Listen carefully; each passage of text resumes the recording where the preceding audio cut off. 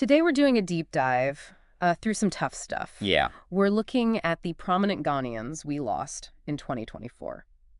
Okay. It's Sounds heavy. yeah, it's going to be a bit heavy, yeah. We've got a collection of news articles here, Right. and they paint a pretty heartbreaking picture, of this national sense of grief that Ghana's experienced. I can only imagine. And it's not just, one area, it's not just one sector or one industry. Right. It's politicians and musicians and actors. Wow. Even a footballer. Yeah, that's a lot to unpack. It is a lot. Yeah.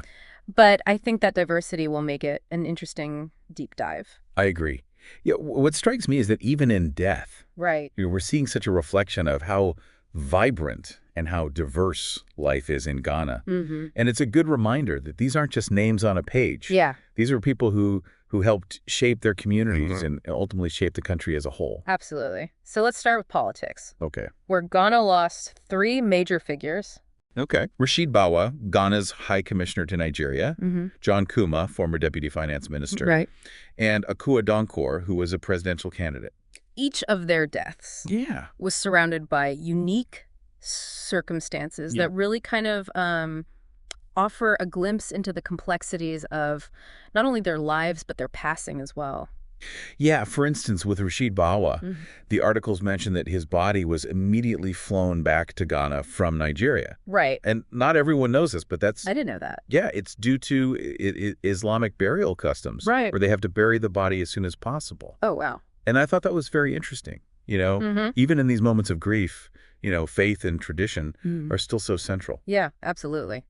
And then there's John Kuma, whose death Oh, yeah. was shrouded in mystery.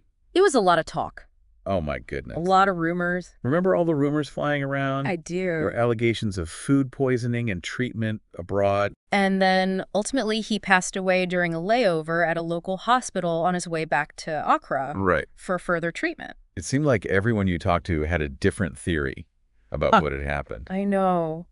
It really made you wonder, Yeah. does this point to a bigger distrust Yeah. in those official narratives? Especially in political circles. Especially in political circles, Yeah. because it felt like every conversation ended with more questions than answers. Totally. And it really makes you think about what kind of doubts this leaves about transparency, especially within the healthcare system. Yeah, absolutely.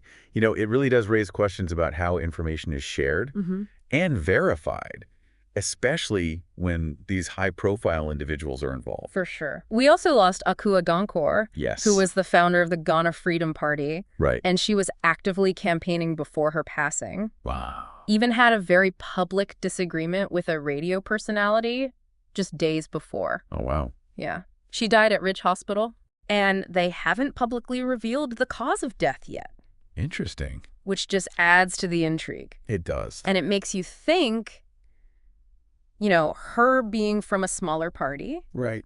could her passing actually affect the landscape for these other emerging voices in Ghana's political scene? That's a really interesting thought, Yeah. because Akua Addo was a very unique force She was. in Ghanaian politics, Yes. She was known for being very outspoken Yes. and really focused on that grassroots activism. Yes. So her absence could create a vacuum, Right. but it also might pave the way for other smaller parties to gain some traction. Yeah, that's a good point.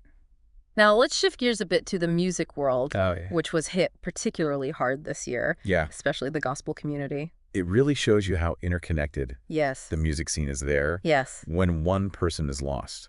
Yeah. The impact is felt by the entire community. For sure. Absolutely. We saw this with Empress Gifty, Mm-hmm. a well-known gospel musician who lost her mother evangelist, Agnes Annan. Oh, right. And the articles share some of her social media posts, and they were just so raw and heartfelt about her loss. Right. And it was heartbreaking, Oh, I did. but it was also incredibly relatable. Yeah. It reminded me that behind all the music and the fame and the persona, Right. these are real people Yes. dealing with very human emotions. Yeah, I think Empress Gifty sharing her grief so openly on social media Mhm. really helped a lot of people connect with her on a deeper level. Totally. Because you're right, we often forget that public figures Yeah, grieve and experience loss just like everyone else. for sure. Another gospel artist, Jacob Aola, also passed away this year. I remember that. And some reports suggested it was suicide. Oh, God. And articles mentioned a sign-off note. Yeah. But the details are still unclear. Right. But it definitely sparked a lot of conversation on social media, which I think is a good reminder to approach these sensitive topics with caution. Yes, definitely. We all have a role to play in making sure we're not spreading rumors or misinformation, especially when someone's mental health might be involved. Very good point. It's so easy to get caught up in speculation. It is. But it's so important to prioritize sensitivity and respect for the deceased and their family. Yeah. And then there's Naira Marfo-Okare, a member of that popular group Team Eternity Ghana. I know them. And similar to the confusion around John Kuma's death, there were all these rumors about food poisoning being involved in his passing. Really? But the family officially denied those claims, saying that the cause of death still hasn't been confirmed. And I think this situation just really shows us how important responsible recording is. Oh, definitely. And how important it is to be critical of the information that we're taking in. Especially online. Especially online, Yeah, this is a big reminder that we're not just dealing with headlines.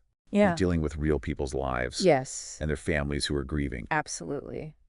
2 more losses in the gospel music world this year. Really shook the community. Yeah. Cody A passed away quite suddenly due to a short illness. Oh, gosh. And then Namanua Dodu. Oh, wow. Who was a true legend. Yeah.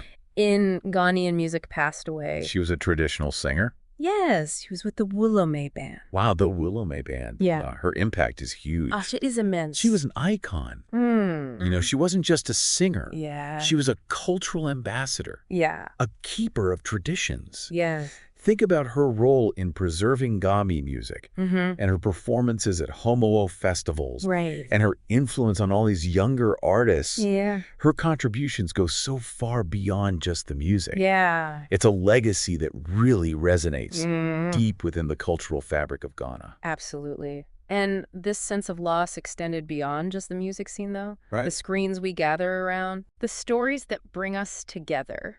Yes. Those too were touched by tragedy in 2024. The film and television industry in Ghana experienced a string of losses that really left a void. Yeah. Deeply felt by audiences across the country. Starting with Bright Owusu, better known as C. Confian. Right. He was a comedian who worked with Dr. Likey. I know him. And had been battling an illness before his passing. Oh, wow. Do you remember that skit he did about... Oh, yeah. You know the one? I know what you're talking about. That was hilarious.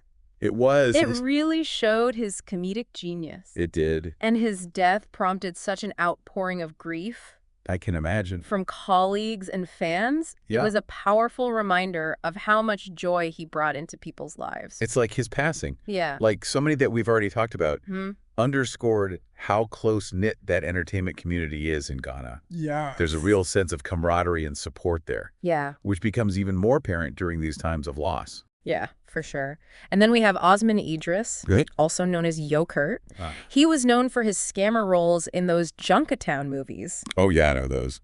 The articles even mention his nickname Baba No Face. Yeah. And that he passed away at the Korlebu Teaching Hospital. It's these little details that make you stop and think. You know, they bring these individuals to life. They remind us of their humanity. They're not just names or faces on a screen. Yeah. They were real people with stories and connections and lives that impacted those around them. Absolutely. Next, we have Vincent Macaulay, a renowned actor who sadly passed away in South Africa after undergoing surgery for a brain tumor. Wow. His career had an international reach. It did. And he was a true ambassador for Ghanaian talent on a global stage. His passing is a reminder of how interconnected we all are. Yes. And how talent really can transcend borders. Totally. And closer to home, we lost Mercy Little Smith, who was known for playing Beniwa in the TV series Ifiwara. Oh, I know that show. Yeah. And her passing was felt so deeply, especially among fans of the show. She was a beloved character. And it makes her loss feel almost personal for a lot of viewers. It speaks to the power of storytelling and how actors really can become interwoven into our lives through the characters they portray.